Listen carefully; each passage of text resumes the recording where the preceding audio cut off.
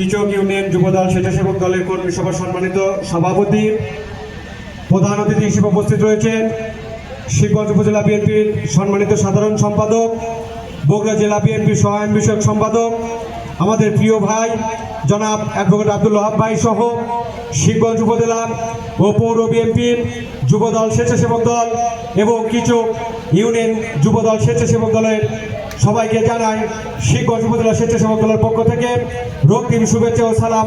আসসালামু আলাইকুম। প্রিয় নেতৃবৃন্দ, আপনারা সবাই কেমন আছেন? আশা রাখি ভালো আছেন। গত 5ই আগস্টের আগে এই ভালো আছেন কথাটা আমরা বলতে পারতাম না। 5ই আগস্টের পর থেকে ইনশাল্লাহ প্রতি মুহূর্তেই যারা রাজনীতি করেন বা রাজনীতিকে সমর্থন করেন তারা সবাই একসঙ্গে বলতে পারি যে না, আলহামদুলিল্লাহ আমরা ভালো আছি। তারই ধারাবাহিকতায় আজকে আমাদের এই কিচক ইউনিয়ন যুবদলের স্বেচ্ছাসেবক দলের কর্মী সভা অনুষ্ঠিত হয়েছে।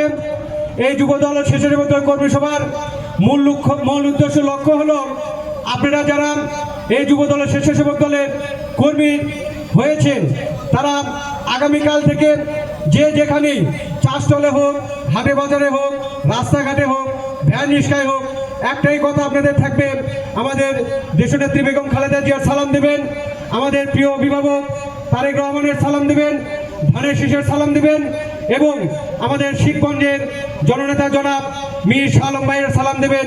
এই আশা প্রত্যাশা রেখে আমি আমার সংক্ষিপ্ত কথা এখানে শেষ করছি। শহীদ জামর হোক, দেশনেত্রী বেগম খালেদা জিয়া জিন্দাবাদ, আমাদের প্রিয় অভিভাবক তারেক রহমান জিন্দাবাদ, শিবগঞ্জের জননেতা জনাব মীর শাহ আলম ভাই জিন্দাবাদ। আসসালামু আলাইকুম।